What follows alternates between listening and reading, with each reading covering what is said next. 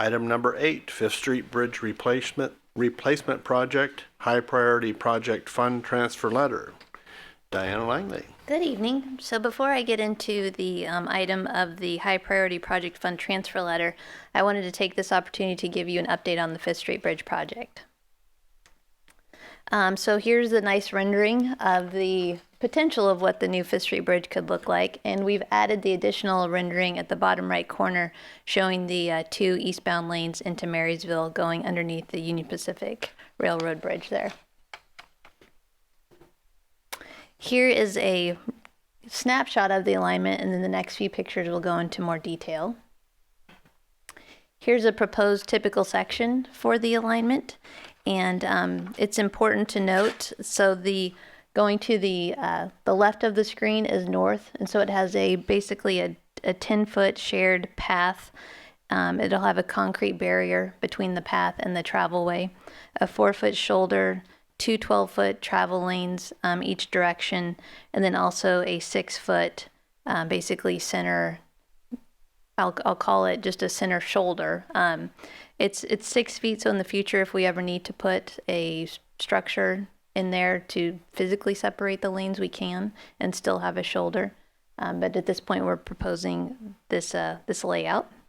And then we would also incorporate some decorative features such as the street lights, and then also look at the rails and things like that we can really incorporate the flavor of the community. And just a reminder, this is a joint project between Sutter County, Yuba County, Marysville, and Yuba City. So on the Yuba City side, Bridge Street would then become 4 lanes, 2 lanes each direction. And so it would change Bridge Street basically east of Boyd Street to where you could not continue westbound on that portion of Bridge Street. You would need to go north and then get on the on-ramp to get on the Fifth Street to go westbound on Bridge Street. So that changes how that flows a little bit. And then with this project, we'd be installing traffic signals at the Bridge Street, 2nd Street intersection, and then also the ramps. On the Marysville side, it's basically incorporating the 2 travel lanes each direction, and then you would keep a free right onto J Street there. And then the middle section, we're proposing to build the new bridge to the north of the existing bridge. Through construction, we could keep the existing bridge open. You would build basically the northerly lanes, transfer traffic while you're building the southern portion, more so on the Marysville side while you're tying in, is where you have that section that's in conflict. But we are confident that we could keep the Fifth Street Bridge open during construction. So completed to date, in 2010, a contract was awarded for the preparation of a project study report, which is the document required to analyze different alternatives. In 2013, that report was completed. And also in 2013, a contract was awarded for preliminary design services. SACOG awarded the $17.1 million grant, which was huge. August 2014, the City Council adopted the mitigated negative declaration and awarded a final design contract to Dockin. Also in 2014, Caltrans issued a finding of no significant impact. And in May of 2015, Caltrans authorized the final design, right-of-way acquisition, and utility relocation portion of the project. So that's the stage that we're in right now. So next steps, in January, we'll be meeting with Caltrans to discuss the high-cost project agreement. Because of the high cost of this project, we have to execute an agreement with Caltrans to spell out how the funding will be obligated over the entire period of construction. Because it's such a huge amount, you have to identify in what federal fiscal years you will be obtaining funding. In some situations, it requires advanced construction, so that basically you're awarding the construction contract with the understanding that in the future federal fiscal years, Caltrans is going to be obligating the funds. So it's not necessarily that they're obligating the total amount up front, but that's part of the agreement, is that you're agreeing as to how it's going to be funded.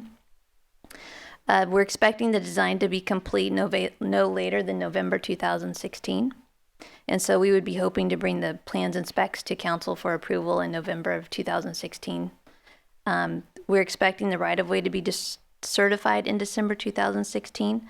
We are in various stages of right-of-way acquisition right now. For the Copeland property located on the north side of Bridge Street, we need partial right-of-way and a public utility easement. The appraisal is expected to be completed this month. For the Union Pacific Railroad property on the Yuba City side, we need to acquire 5 parcels. We're handling this as a dual track, so we're doing it through this process, but then we're also still working with Union Pacific to purchase all of their right-of-way through Yuba City. Union Pacific Railroad right-of-way on the Marysville side, we need partial right-of-way and a PUE from 1 parcel. A field meeting has been held with UP, and the plats and legal descriptions are currently in progress. And then Geesey, which is the piece right here in the Marysville side where the free right would be located. We're evaluating as both a partial and full acquisition, and then including the relocation of 1 business. Soil testing is complete, and we're expecting the report this month to show whether or not there's any contamination. And then the appraisals will be completed after the soils report is received. So with that, we're expecting construction. It's still going to be 2 years to complete.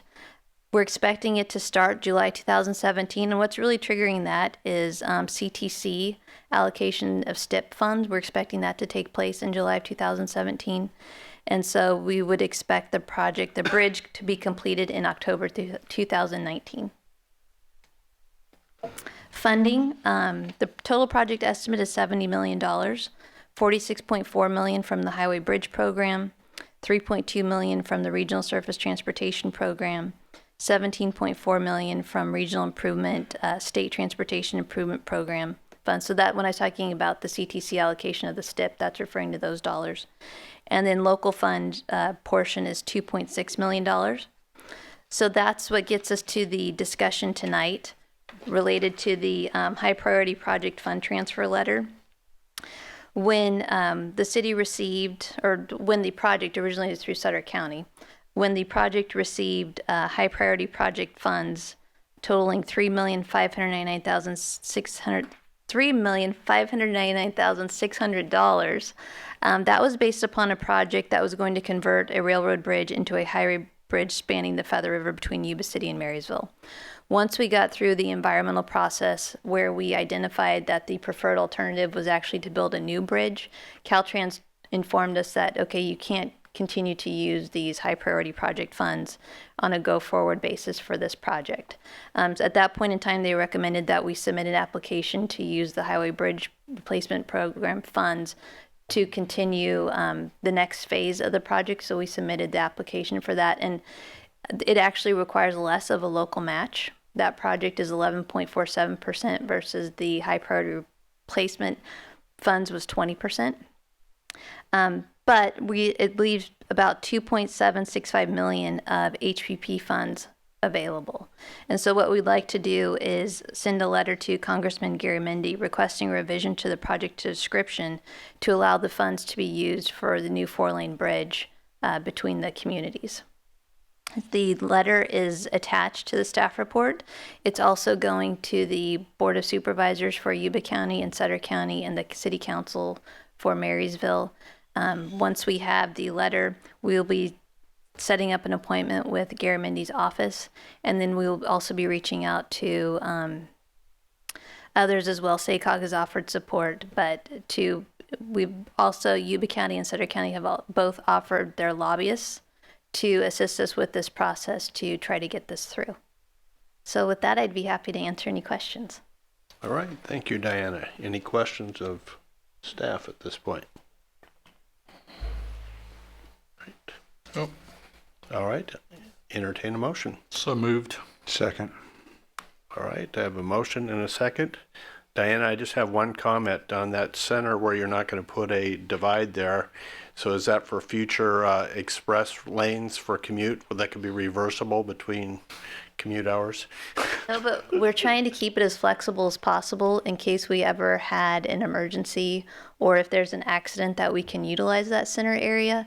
If we find that there are a lot of head-on collisions, then we might need to make some modification, whether it's just a short mounted curb that emergency vehicles could still go over. But right now we're just trying to keep it flexible so that that space could be utilized a multitude of different ways depending upon what's necessary.